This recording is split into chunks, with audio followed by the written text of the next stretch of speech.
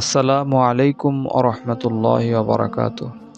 লা ইলাহা ইল্লাল্লাহ হচ্ছে ঈমানের ৭০টি শাখার মধ্যে সর্বোত্তম, যার কারণে এ কালিমার জিকিরে রয়েছে গুরুত্বপূর্ণ ফজিলত।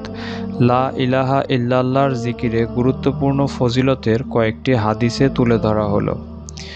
হযরত জাবির ইবনে আবদুল্লাহ হতে বর্ণিত, রাসূল সাল্লাল্লাহু আলাইহি ওয়াসাল্লাম বলেছেন, সর্বোত্তম জিকির হচ্ছে লা ইলাহা ইল্লাল্লাহ এবং সর্বোত্তম দোয়া হচ্ছে আলহামদুলিল্লাহ।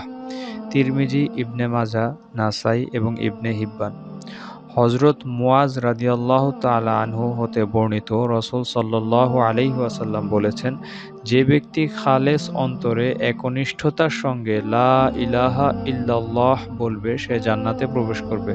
মুসনাদে আহমদ। হযরত ইতবান বিন মালিক রাদিয়াল্লাহু তাআলা আনহু হতে বর্ণিত, রাসূল সাল্লাল্লাহু আলাইহি ওয়াসাল্লাম বলেছেন, যে ব্যক্তি একমাত্র আল্লাহকে সন্তুষ্ট করার জন্য লা ইলাহা ইল্লাল্লাহ বলবে, কিয়ামতের দিন সে এমনভাবে উপস্থিত হবে যে তার উপর জাহান্নাম হারাম হয়ে গেছে। বুখারী, মুসলিম এবং মুসনাদে আহমদ।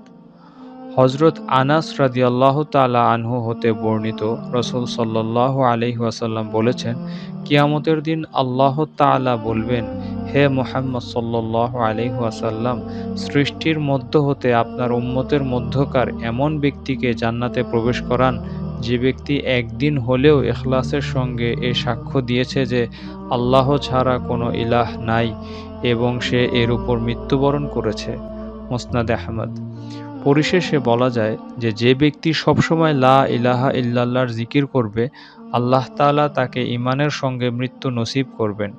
আল্লাহ তাআলা মুসলিম উম্মাহকে লা ইলাহা ইল্লাল্লাহর জিকির করার মাধ্যমে মৃত্যুর সময় কলিমা নসিব এবং জান্নাত লাভের তৌফিক দান করুন। আমিন।